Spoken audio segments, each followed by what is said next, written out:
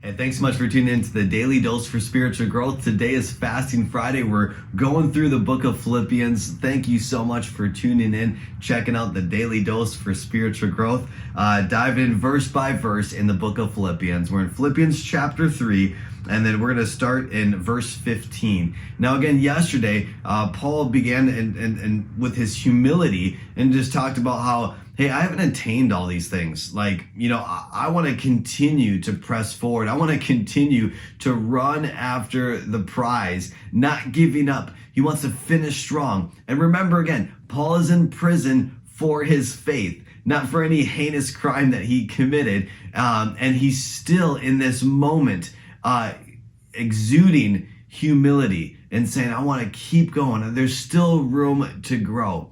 And then he goes on to say this, and he applies it to all of us, right? And he goes here in verse 15. He says, all of us then who are mature should take such a view of things.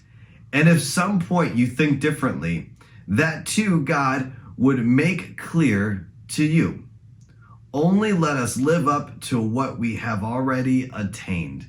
All right, so I want to highlight there that part where he says, and if you think differently, because you may be in a rut like we talked about yesterday. You feel stuck.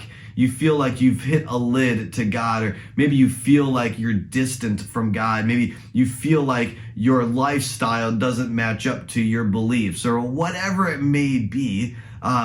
He's saying this. He said, hey, if you're stuck in a rut, just pray. He said that God too would make it clear to you. Here's the thing. We are all susceptible to doubt. We're all susceptible to fear. We're all susceptible to insecurity.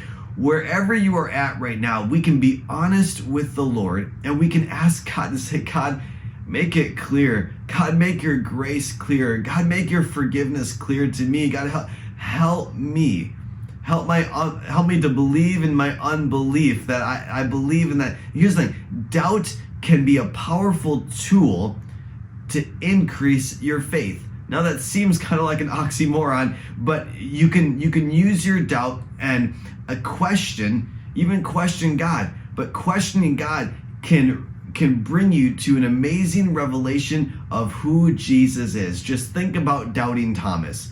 And Thomas, one of the disciples of Jesus, he doubted the resurrection of Jesus Christ. I mean, it's pretty bad. However, through his doubts and through the revelation of Jesus Christ, Thomas, the disciple, the doubting Thomas disciple, says this, my Lord, my God. One of the greatest declarations of faith in the Bible. And that came from a man who doubted. So if you doubt, that's okay. But allow your doubt to bring clarity. Allow God to bring clarity into your questions, into your doubts. And let's focus on that. Let's not get stuck in a rut, but let's use our questions and our doubt to bring revelation of who Jesus is. Hey, thanks so much for tuning in. Make sure you tune in tomorrow for the Daily Dose for Spiritual Growth.